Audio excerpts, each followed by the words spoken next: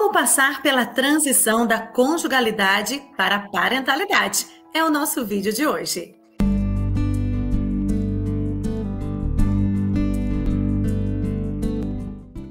A chegada de um filho muda totalmente a realidade familiar e muda também a relação do casal. Como fazer essa transição de conjugalidade para parentalidade? Quem conversa conosco aqui no Tal Mãe, Tal Filho desta semana, querida Aline Rodrigues, psicóloga. Bem-vinda, Aline, mais uma vez aqui no Tal Mãe, Tal Filho. Sempre uma alegria te receber. Sheila, é uma alegria também estar aqui com vocês. Sempre fico muito feliz com o convite e sempre que precisar eu estou aqui com vocês. Aline, nesse vídeo nós vamos falar sobre parentalidade. O que é parentalidade? E já no início eu citei, dessa transição, dessa mudança de conjugalidade para parentalidade. Até vale a pena ressaltar que nós já gravamos um vídeo falando sobre conjugalidade. Para quem ainda não assistiu, vale a pena assistir. Mas hoje vamos falar especificamente sobre parentalidade. O que é, Aline, essa transição da conjugalidade para a parentalidade? Primeiro, Sheila, acho que vale a pena a gente entender, a grosso modo, o que é parentalidade, né? É um termo que está tão na moda, está sendo tão dito, mas o que é isso, né? Na verdade, a parentalidade nada mais é do que essa relação dos pais com os filhos. No entanto, tem esse termo de parentalidade para abranger um pouquinho mais, porque nós sabemos que existem muitas realidades de mães solteiras, de pais que vão embora do país e deixam as crianças com os avós, e é os avós que educam, é os avós que estão ali criando. Então, a parentalidade é essa relação, deste vínculo parental com aquela criança, é aquele responsável direto pelaquela criança. Então, é muito interessante a gente entender que existe essa passagem e essa transição, ela precisa ser respeitada. E é tão interessante, Sheila, que ontem mesmo eu estava refletindo sobre isso com uma pessoa, que assim, se a gente seguir a ordem natural da vida, a gente não atropela as coisas e essa passagem, ela evolui naturalmente, ó. Quando solteiro, nós temos responsabilidades de homens e mulheres solteiros, quando criança, de criança. Quando nós nos casamos, nós construímos uma relação conjugal, onde o nosso papel muda, Eu deixo de ser uma mulher solteira, um homem solteiro, para ser a esposa de um homem, o esposo de uma mulher. Então, quando eu assumo bem esse papel, eu consigo construir uma relação conjugal bacana.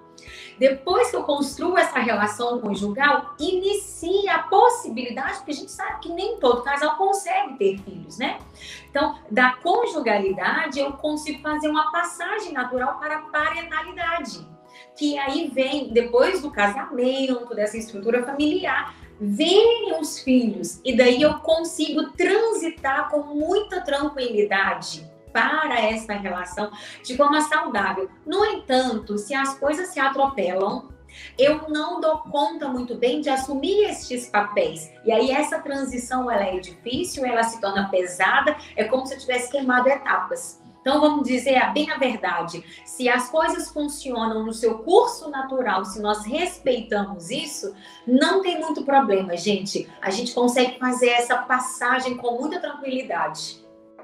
E Aline, você falando da questão dessa passagem, até mesmo você trouxe a realidade, se a gente vive bem as etapas, as fases, a gente vive bem de fato, essa transição. Mas enquanto, infelizmente, a gente não consegue viver bem, quais são os maiores desafios dessa transição que é preciso estar atento nessa mudança? Acima de tudo, Sheila, nós precisamos ter a noção de qual é o meu papel. Eu me tornei mãe, responsável por essa criança. O que se espera que uma mãe faça? Eu tenho que ter essa atenção. Porque se eu for mãe solteira ou se está divorciado, independente da realidade que você está vivendo, é uma mãe. Não dá para ser uma mãe com vida de solteira. Não dá para ser a mãe achando que eu vou agora, não, eu tenho que aproveitar a vida. Não, minha filha, você tem um filho. E foi uma escolha sua ter filho. Porque a gente sabe que tem uma relação sexual, a consequência dela é um filho. Então, se você tem uma relação sexual, você precisa saber que, como consequência, você pode sim gerar uma vida e eu preciso assumir as consequências das minhas escolhas. Então, não dá para ter uma vida de solteira sendo mãe. né? Porque eu sou mãe agora, existe essa pessoa. Então, o que pode ser a maior pedra de tropeço nessa dificuldade desta relação é justamente se eu não vivo de forma ordenada, eu vivo esses atropelos, eu tenho dificuldade de assumir, porque eu tenho aquela criança como uma grande pedra de tropeço na minha vida. Aquele que frustrou os meus sonhos, os meus planos, os meus projetos. Porque eu queria estudar, porque eu queria trabalhar, porque eu queria viajar, e a criança me impede. Então, não tem jeito. A grande chave para viver bem isso é olhar para a realidade. Deixa essa fantasia de lado, dá um chute nessas ideias ilusórias e fantasiosas, vem para a realidade e enxergar aquela criança, porque ela nos convoca o tempo todo para viver isso de forma ordenada e saudável. E também enxergar a beleza da realidade, não é, Aline? Porque não é só o deixar talvez um sonho, um desejo, né? Ou até mesmo uma ilusão daquilo que gostaria de ser feito para viver a realidade, mas viver uma realidade frustrada, triste, né? Na reclamação, mas viver na alegria, enxergando também a beleza desta realidade. Tem uma beleza. É uma beleza que fere, é uma beleza que dói. Mas, para mim, de todas, a maior beleza é a grande contribuição que uma mulher tem na vida quando ela é mãe. A criança tem a força de tirar a gente do egoísmo. Então, assim, não tem coisa melhor para amadurecer na vida. Não tem coisa melhor para nos convocar para a realidade, para nos tornar seres humanos melhor do que um filho. E nisso tem beleza. Porque todo mundo quer ser maduro, todo mundo quer crescer. Não quer? Então, olha para o filho e vê que ele é a grande salvação, ele é a grande oportunidade da sua vida para você ser uma pessoa melhor. E, gente, isso é belo. Quando você vê que você se sacrifica a sua noite em favor de um ser, você está deixando de ser egoísta, você está deixando de ser imaturo, deixando de ser criança, né? Então, a criança convoca você para a vida adulta. Nossa, isso é bonito demais, né? E Aline, a gente falando aí da conjugalidade, né? Você falou que da fase do solteiro, depois, quando se casa, tem essa realidade da vida conjugal ali com o esposo, com a esposa. Uma vivência boa de conjugalidade contribui para melhor viver a experiência e essa transição da parentalidade? Contribui. Não é mágica, mas ajuda muito, né? Por que não é uma mágica? Porque eu preciso entender também que dentro da relação conjugal existe muitos atritos, né? E tem dia, gente, que a gente não tá muito legal mesmo, que a gente fica muito desordenada, principalmente a mulher, né? Que nós temos essas oscilações hormonais, tem dia que a gente acorda feliz e vai dormir chorando, sem saber nem por que quem tá chorando, né? Então, se tem isso já dentro da gente e vivendo bem uma relação conjugal, claro que essa relação parental vai me ajudar.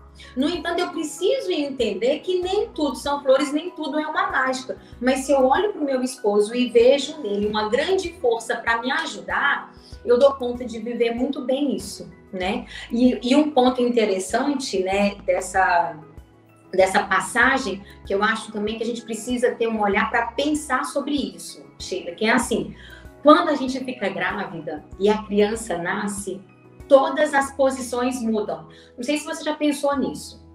Eu era filha da minha mãe, né? E eu era a esposa. Aí eu deixo de ser filha e eu me torno mãe. A minha mãe deixa de ser mãe, ela nem se torna a avó daquela criança. O meu irmão se torna tio daquela criança que está nascendo. Então, as posições mudam.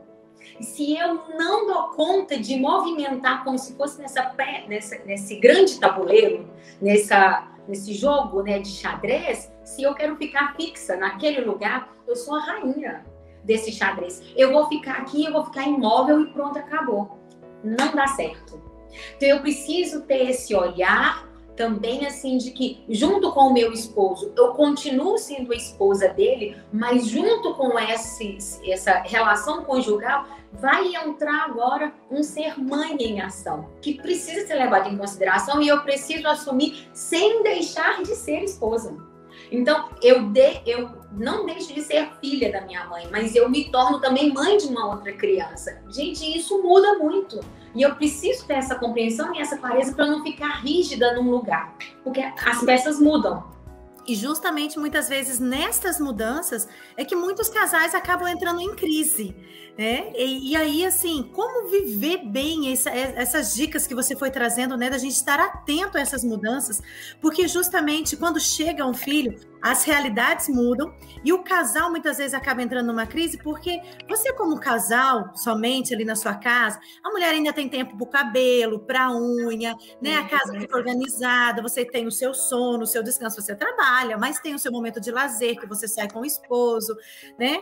E o esposo também tem ali a mulher inteira para ele, e muitas vezes na chegada do filho acaba gerando uma crise. E aí você foi trazendo essas dicas, que de fato são dicas de ouro, para a gente estar atento já desde o início, do momento em que eu engravido, para eu já ir trabalhando interiormente que as coisas estão mudando. E que a hora que chegar, que nascer, que sair do ventre, vai mudar ainda mais e vai mudar para sempre, né, Aline? É para sempre. Não é um tempo, né? O tempo, ele é assim, o tempo do bebê, né? Então, o meu desgaste físico do cuidado com o bebê, ele é sazonal. No entanto, o ser mãe é para sempre. Então, o desgaste com o bebê é sazonal, mas o desgaste com a criança também é sazonal. Tem o desgaste com o adolescente, tem o desgaste quando ele se torna adulto, né? Então, a maternidade é para sempre. Não, é inevitável isso. E nós precisamos ter esse cuidado, principalmente hoje, porque o que tem acontecido? Está muito em voga esse negócio da maternidade, tem muitas teorias, muitas linhas para se seguir, né? Método tal, quando eu ficar falando os nomes, né? Aqui que não convém. Mas acaba que a mãe, ela começa a ter uma relação com o filho devocional. E aí isso gera um problema e até mesmo uma crise conjugal. Daí vale a pena ficar em alerta pelo seguinte fator. Isso que você está vivendo, dessa relação devocional, ela está acontecendo desta forma por qual motivo? Você está fugindo do seu esposo, porque tem mulheres que encontram nos filhos a fuga, né? Então o casamento não tá legal, aí vem um filho, então não, é que eu tenho que cuidar, que demanda atenção, que fica com uma relação devocional com o filho. Mas na verdade você está fugindo dos problemas do matrimônio, né? Ou é porque, de fato, diante da sua história, do que você viveu, você quer sufocar aquela criança por uma questão de ausência que você viveu, né? E você quer fazer algo diferente, algo totalmente oposto do que você viveu. Então, eu tenho essa relação devocional. Ou então, por quê? Né? É porque é o sentimento de posse, é meu, é minha propriedade essa criança, né? Então, é claro que nós temos que ter uma responsabilidade sobre aquelas crianças. Cabe a nós educar, cabe a nós implementar, introduzir os valores morais, né? Formar o caráter, a personalidade daquela criança, é responsabilidade nossa. No entanto, a minha relação com ela não pode ser uma relação devocional, porque senão eu coloco ela num lugar que não é dela. E eu preciso entender que ela é filho, que ele é filho, que ela é uma minha filha. Ela não é minha esposa, ela não é meu esposo, ela não é minha irmã, ela não é minha amiga. É minha filha, é meu filho. E pronto, né? Isso é um ponto muito importante, porque existe uma hierarquia, né? Existe, e a gente não pode perder isso de vista, justamente para não confundir os papéis e as coisas não se embolarem na nossa realidade familiar. E a gente ainda vive, né, Aline, tempo tão difícil que é o tempo da pandemia, onde dentro da própria casa tem essa relação da parentalidade, os filhos com os pais dentro de casa e também o trabalho. Como fica essa relação? Né? Como lidar melhor com essa relação?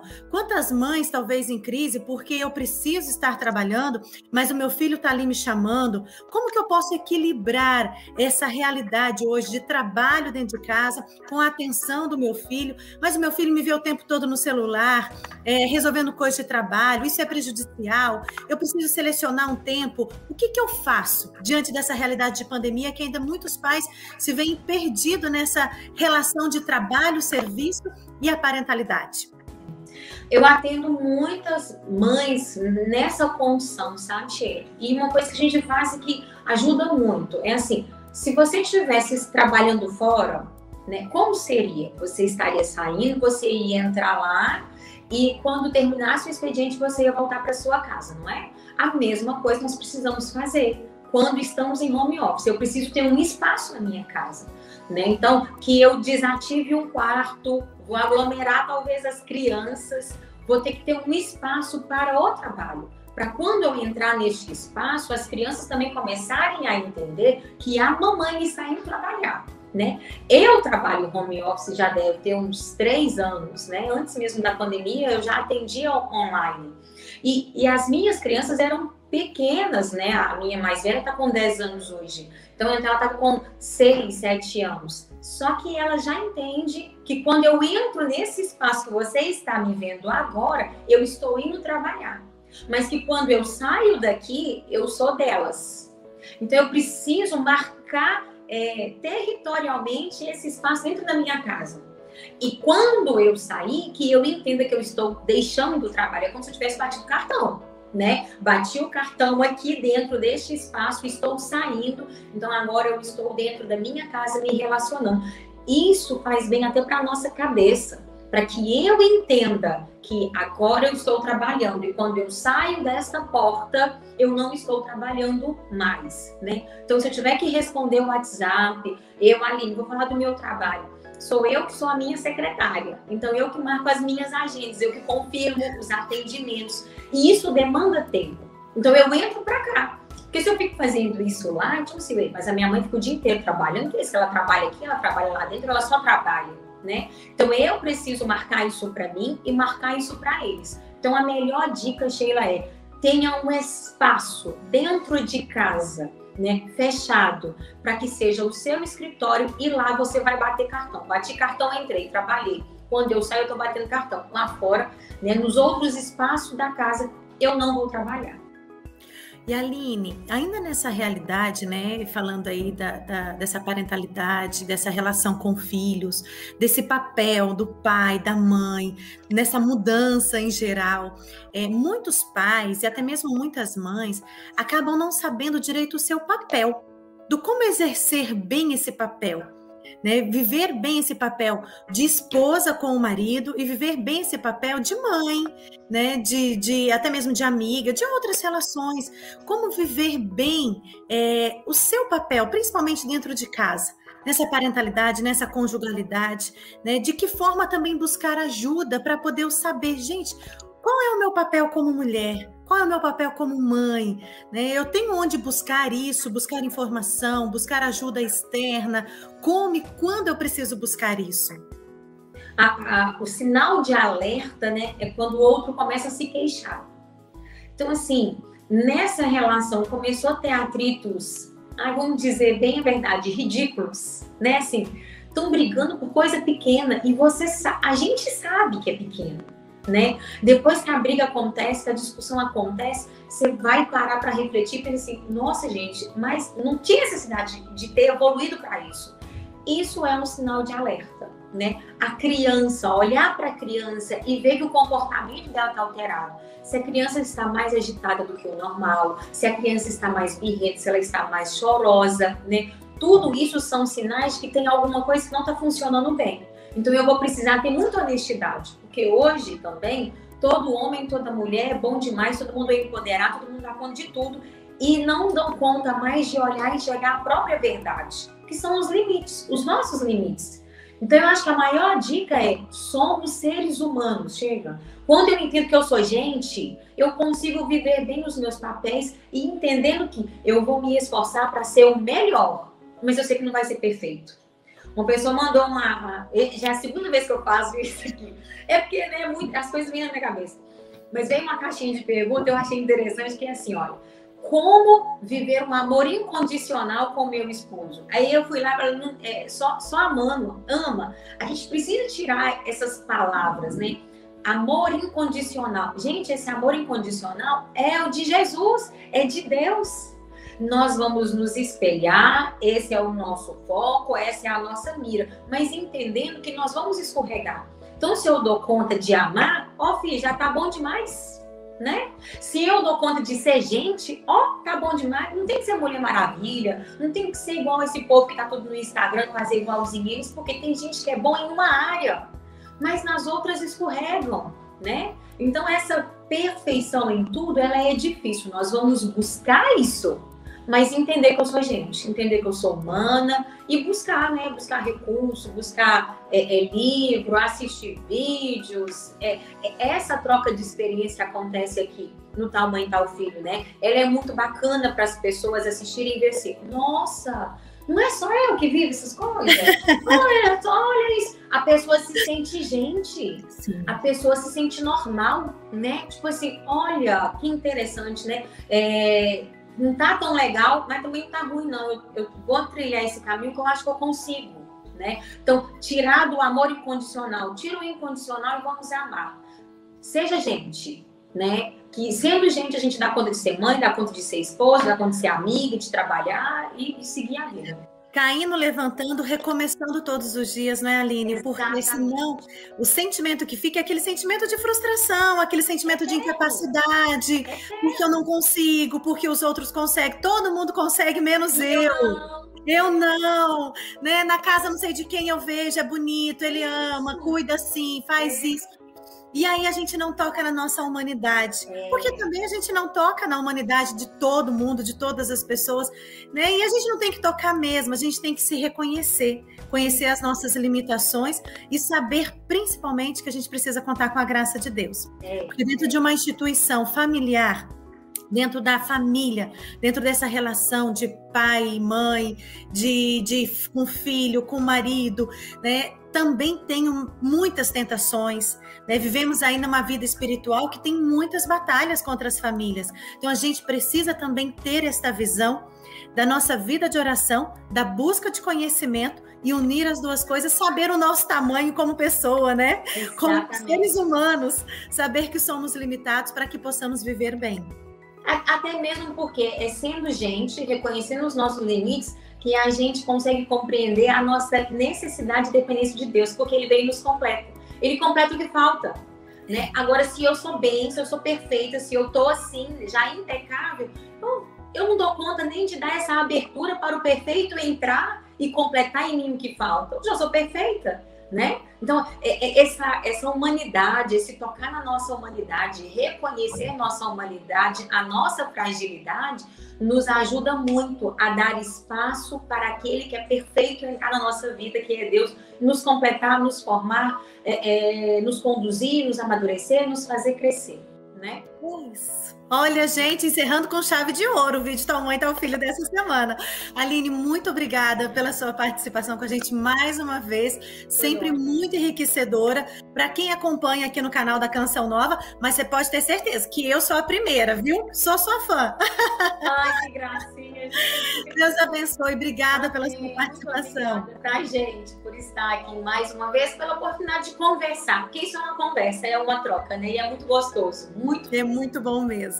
Se você gostou do nosso vídeo desta semana, curta, compartilhe o nosso vídeo, envie para aquela família que você sabe, para aquela mãe, para aquele pai que está precisando de uma ajudinha, está precisando ouvir algumas coisas para ajudar na vida familiar. Compartilhe o nosso vídeo, eu tenho certeza que você também estará ajudando na evangelização e contribuindo também com a informação e com a formação dessas famílias. Deus abençoe você, até a próxima semana a gente se encontra aqui no canal da Canção Nova.